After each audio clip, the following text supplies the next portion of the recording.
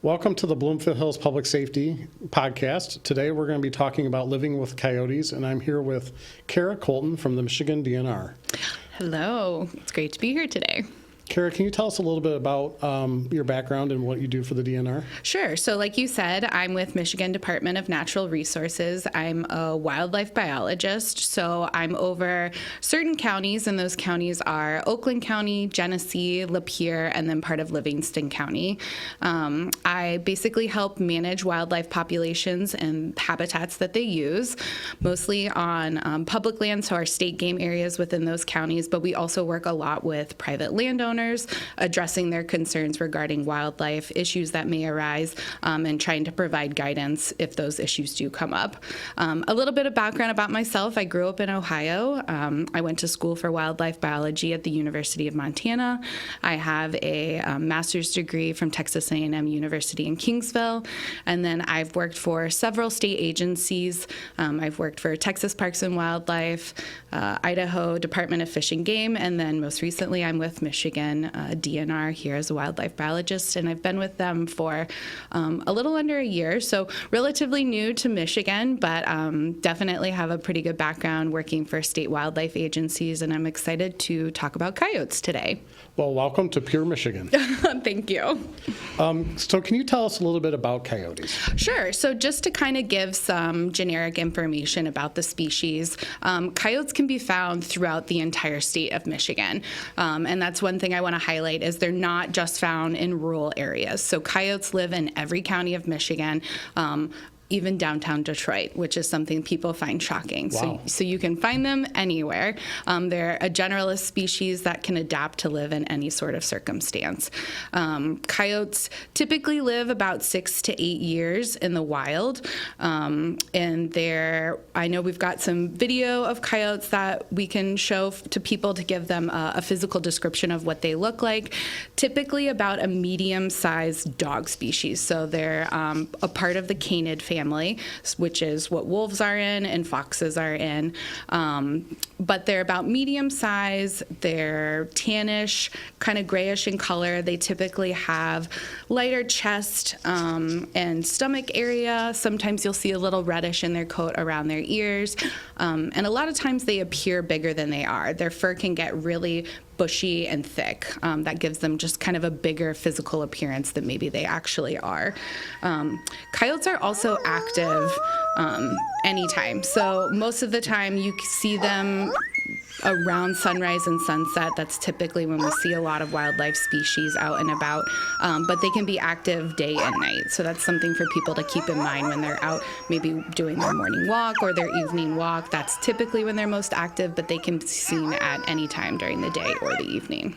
And what's the typical range of a coyote? So home range size can vary depending on several different factors. So from research has indicated that other things play into the home range size as far as resources available. So what animals are there around that they could eat, and then as far as cover, so where they can essentially make a home. All of that can influence the home range size of a coyote, in addition to other coyotes within the vicinity. So that can influence either how big or how small they are. But it has been seen that rural coyotes typically have a larger home range than those coyotes found in like a suburban or urban area. And so urban coyotes will have a smaller home range of about 2 to 5 square miles. And rural coyotes are seen to have a bigger home range of about 8 to 12 square miles. So it's kind of interesting to just keep in mind depending on where you live and the type of environment you're in. Will they share those ranges? So they are somewhat territorial. They kind of have their own home range, or I guess their territory or their boundary, and that can overlap. But most of the time you'll see a few together within the same vicinity, but they all kind of have their own core areas that they'll inhabit. Okay. When do coyotes typically breed? Coyotes breed most of the time in the winter, or I guess I would classify it as winter. So we're looking at January to March timeframe. And this is important because it can influence coyote behavior or when people might be hearing or seeing coyotes. These are all kind of things to keep in mind as far as when people could encounter coyotes. So that time frame is when coyotes are really vocal. So you'll hear them a lot at night making noise, and sometimes that causes alarm for some people, but that's just because we're in breeding season during that time frame. Another thing to keep in mind is when coyotes have their pups. So we're talking late spring, summertime. That's when coyotes will stay close to their den area where they have their pups, and they typically have, I want to say, about 5 to 7 or 4 to 7 pups in a litter. But coyotes will stay at that denning site and come and go from there often. So if you see coyotes that are particular on hanging out within a certain area that time of year, most likely it's because they've got a den site nearby. And then another thing to be cognizant of is when people could encounter coyotes is when those pups go out and disperse and kind of find their own territories, and that'll be around fall time frame. And that's when they could be more visible as well, because young are kind of leaving the territory that they've known and they're out and exploring, and so they may be more visible at that time of year as well. So it's important for folks to kind of keep in mind, depending on the time of year, what situation they could be encountering a coyote. That's good to understand. Yeah. We've had a question about a coywolf. Can you explain that terminology and where it comes from? Yes. So I'm not a geneticist or an expert in the genetics of coyotes, but I know the term coy wolf has been used to describe eastern wolves. And I know a biologist mentioned it a while back, and it was used to describe the eastern wolves that are found in Ontario, and I think specifically in Algonquin Provincial Park. So it's kind of an inaccurate term. It definitely causes confusion for some people, but just to clarify that, coyotes haven't diverged into some new species recently, and they're not breeding with wolves. So it's definitely an inaccurate term that we don't typically use, and it's meant to describe, like I said, those eastern wolves that are specific in Ontario, but they're not breeding with wolves, and there's not some new mutant species of a coy wolf running around out there. That's good to know. Yeah. What does the typical diet of a coyote consist of? So it can be mixed depending on where they're at, but a lot of times coyotes are keying in on small mammal populations. So we're talking about mice, voles, shrews, rabbits, squirrels. They will eat other things like berries and insects, sometimes deer, or they can get parts of a deer. And then garbage is another thing that they can get into if it's left out and about. So definitely something, once again, living around coyotes, we need to be cognizant of what's out and about around our houses. And I know we'll get into more tactics here soon. So, and what's interesting to me is you mentioned that they can get into parts of deer, but I'm not hearing large mammals in that diet. No, I would say most of the time they're keying into small mammals. So like I said, rabbits, squirrels, mice, that kind of thing would be what they're typically keying into. Not to say there isn't a situation where it could be something larger, but it's not the majority of their diet. Okay, good to know. What are some actions that people can take around their homes to reduce potential issues or conflicts with a coyote? Great question. And this is definitely something where education is really important. And this is part of, I know why we're here today, is to try to give people resources and tactics that they can take to hopefully reduce potential conflict or get into situations that they're uncomfortable in here in the future. First and foremost, I want to point out that coyote attacks are extremely rare. And so there are things that people can do to reduce the presence of coyotes around their homes. So the one thing I want to hit on is to never intentionally feed a coyote or try to tame a coyote. It's a really bad idea. We want to keep that fear of humans instilled in coyotes, because if coyotes start to lose their natural fear of humans, that's when situations can start to arise with conflict, because they get a little bit more used to being around humans and they're not having a negative interaction. So some coyotes can test the boundaries with humans or pets at that point. So we want to make sure that we're not intentionally feeding them. And then the other thing is that we want to make sure people are not unintentionally feeding them. And I think that's most of the time what's happening when people have coyotes around their house. So when I say unintentionally feeding them, people sometimes feed their pets outside and they'll leave pet food out. So that's really important to not leave pet food outside for coyotes to potentially get into. It's important to keep your garbage contained and in tight sealed containers, and hopefully not put it out until the trash day is coming. Don't leave it out at night. And then another thing we tell folks to be aware of is bird feeders, which seems a little bit weird. Why would a bird feeder attract a coyote? But it's not necessarily the bird seed itself, but it's the fact that if the bird seed's spilling over, a lot of the times you normally see other animals under a bird feeder. So you're seeing, those squirrels, those rabbits sometimes, and all of those can be attractants for coyotes. So that's something to be cognizant of too, is to maybe try to keep the bird feeder in at night, or if you have a bunch of bird seed that's spilled over, to try to clean that up and make sure that it's not a mess all around your property. Another tactic people can do or a preventative measure, is to remove any sort of brush piles, or to keep your grass mowed, so not to have tall grass, because once again, those brush piles, tall grass are all spots that small mammals can use to live in, and once again be an attractant for coyotes to kind of bring them into an area that maybe we don't want them in. So kind of in the realm of unintentional feeding, would it be important to say that we shouldn't be intentionally feeding different species of animals, because then it's bringing those animals in and that could attract a coyote? I would never encourage anyone to feed wildlife. I would say wildlife needs to be wild. There's resources out on the landscape that they're used to eating, accustomed to eating, and that can once again lead to problems down the road if people are feeding, let's say they're throwing out scraps for the deer. That's not a good thing, because once again, that can attract other animals into it. It congregates animals in a place, which then could lead to other issues as far as like concern for spread of diseases potentially, because you're congregating animals, and once again, it can lead to other problems.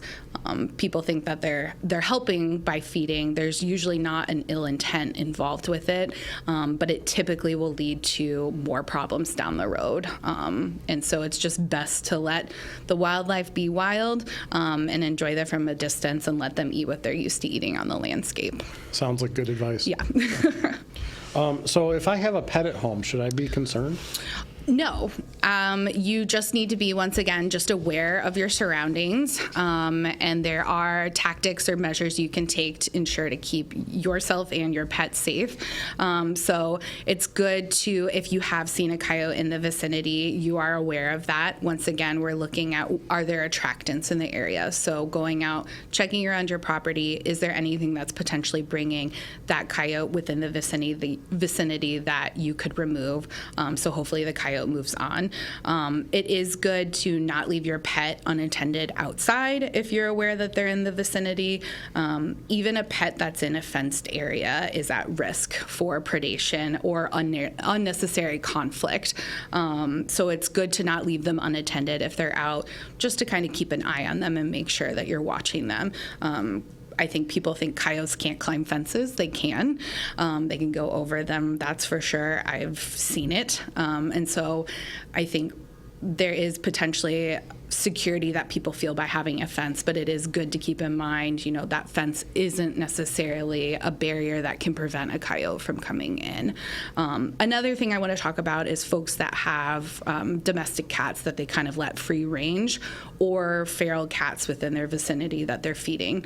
Once again, we want to make sure that we're not letting our pets kind of just roam at large and or feeding them outside. Like I said, pet food should be kept inside and not out for other things to get in. Those free-ranging cats or feral cats can definitely be an attractant to coyotes as well. So that's something that, feral cat populations should be spayed or neutered to reduce those populations, and people should keep their domestic cats inside as well. Okay, sounds like good advice. So if I see a coyote in the area, what should I do? It depends. It's a great question. Most of the time, you don't need to do anything. Coyotes, like I said, are rarely dangerous animals. They're most likely just going about their lives and being coyotes. And so you can kind of just let them be. If you see one, it's passing. Like I said, it's a good thing to keep in the back of your mind. Most of the time, we're living around coyotes. Like I said, they're generalist species. They can live anywhere. They're in downtown Metro Detroit. So we're living among them. Most of the time we don't see them, and so we're not really worried about it. And so I get when people see them, there's a little bit of cause for concern. If the animal is simply just going about and doing what coyotes do, there's really not a need for concern. A coyote simply present in your neighborhood is not cause for like a red flag to pop up. But like I said, taking care of those preventative measures around your house and being aware that, we do live around wildlife species, that is always something to be aware of. Excellent. If a coyote comes too close for comfort, what would be the best thing to do? So we're trying to promote education and coexistence with wildlife species. I do understand everyone kind of has a different comfort level or a tolerance level of living with wildlife species. And like I said, depending on the coyote's behavior, if you see a coyote, let's say you're out on a walk, you see a coyote, it kind of stops and looks at you. They are curious animals.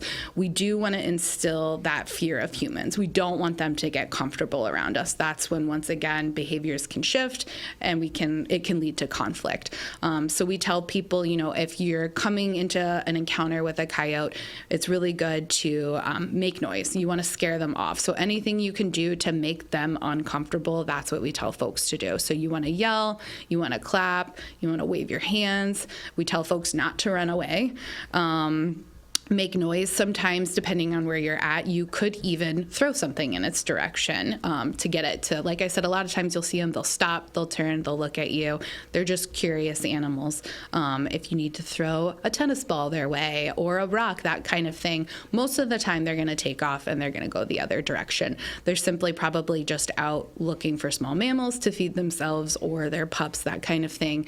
But getting loud, yelling, throwing things, those are all things that people can do. Like I said, you're trying to make that coyote as uncomfortable as possible and to keep that fear of humans in that coyote. If you're uncomfortable having coyotes near you, that is something where there are private nuisance animal control companies that can be hired to come in and trap an animal, but people need to be aware of if there are ordinances in place or any restrictions within, township limits. So in Bloomfield Hills, the process would be they would need to obtain a permit from the Director of Public Safety. Okay. And establish that there is a nuisance problem with the animal before that permit's Okay, issued. so that's something that residents could then pursue that option, and then if they get the approval for that, then they could work with a nuisance animal control company for removal of an animal if needed. Excellent. How does the DNR manage coyotes? So as the DNR, we are responsible for managing wildlife populations. Most of the time we do that. One of our tools in our tool belt that we talk about is through hunting and trapping seasons. So there are hunting and trapping seasons that are available for coyotes statewide in Michigan that people can participate in with, the valid license and following the rules and regulations that we have in place. So if folks are interested in that, they can go to our website to learn more about what those seasons are and the rules and regulations on that. that. If, like I said, there are problems that exist outside of regular hunting and trapping seasons, that's something where coyotes actually can be removed by private landowners on their property if the coyote is about to do or is doing damage to their property, themselves, a pet, or livestock. But once again, folks need to be cognizant, depending on where they live, that might not be an option with restrictions against potentially trapping or a discharge of firearms. So, yeah, just to recap, in Bloomfield Hills, we don't permit hunting. Okay. But they could apply for that permit, that trapping permit, if through the Director of Public Safety. Okay. So if folks live in an area where hunting is an option or trapping is an option and there aren't restrictions, that is an option for folks to pursue. And we would always remind folks that if they feel that there's imminent danger, the best thing to do is call 911. Definitely. And that's what we're there for. Yep. When should I be concerned with a coyote in the area? We've talked about this a little bit, but Yeah, so once again, it goes back to public education and making sure that people understand the difference between, coyotes just being coyotes and living in the vicinity, and us simply building a tolerance and coexistence with one another, and when there's actually a true threat that's occurring.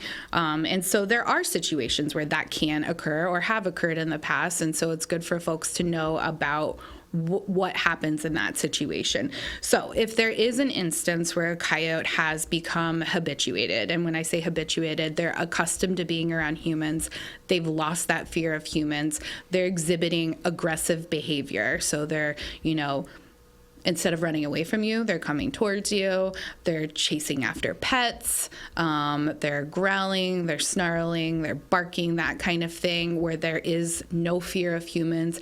That's where a targeted removal is potentially the best option, because those are red flags. That behavior is not safe behavior, and that's something where a targeted removal would be most likely the best option. So they would need to consult with you all in the city, and then they can hire a private nuisance animal control company to come in and do a targeted removal of that animal. Okay. So we kind of talked about, hunting and trapping not being allowed, and what we can do. So we would encourage people that if they are concerned about a coyote, they can give us a call. Again, if they feel there's an immediate danger, to call 911. Mm-hmm. Our non-emergency number is 248-644-4200 for all other concerns. And we are always happy to send an officer out and evaluate the situation. Awesome. If folks are looking for more information about coyotes, where should they look? Yes, so there is, to plug our website, there is a bunch of great resources available on the Michigan DNR website. We have a nuisance animal wildlife page, or a living with wildlife page, that goes into more information about coyotes.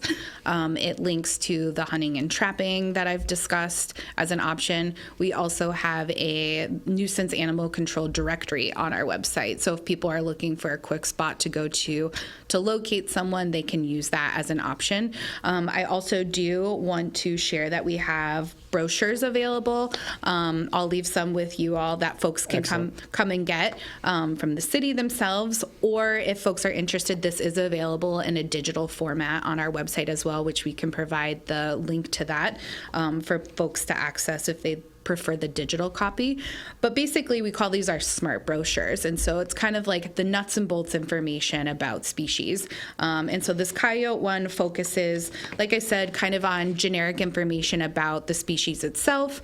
It provides some information about, living with coyotes. If people are to encounter coyotes, what are some, once again, hazing tactics that we discussed here today? What are some measures that they can do?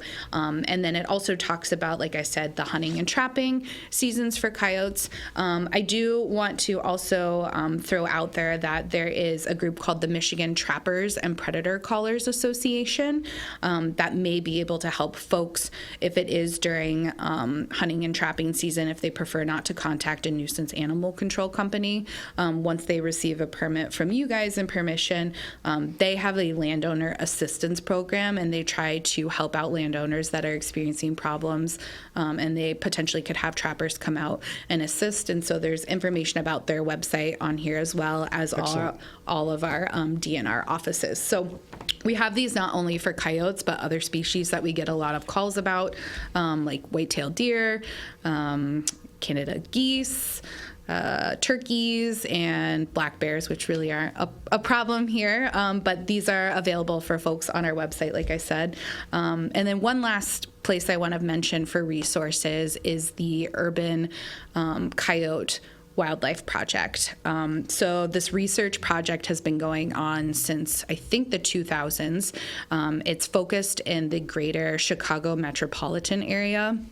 And they've done a ton of research on urban coyotes and urban coyote management. And so we'll give the link to their website as well, but they have a ton of great resources available for communities to take as far as, urban coyote management, strategies that folks can take. They've got great resources if people are looking for, like I said, paper copies of information.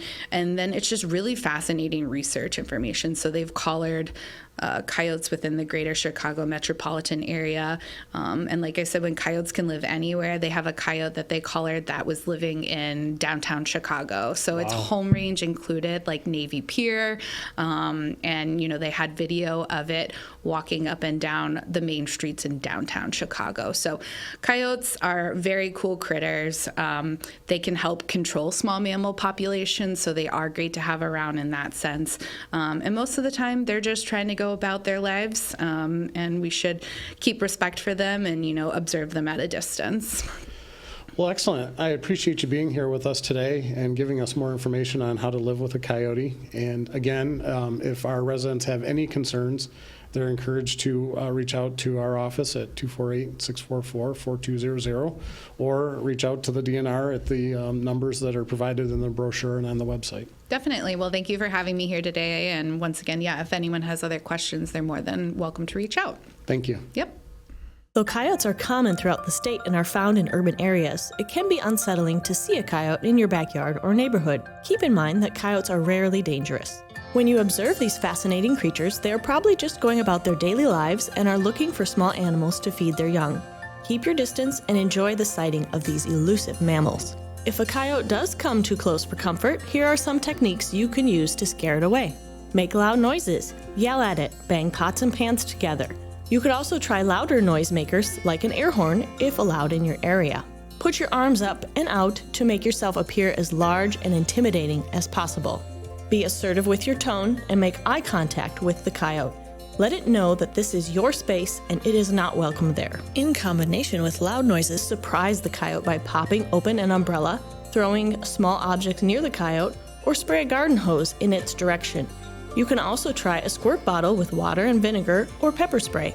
Switch it up and don't use the exact same hazing methods every time you see the coyote. Use something different so the coyote doesn't get used to your usual scare methods. Use a combination of noise, movement, or light. If you are walking your dog when you are approached by a coyote, bring your dog closer to you by shortening the lead.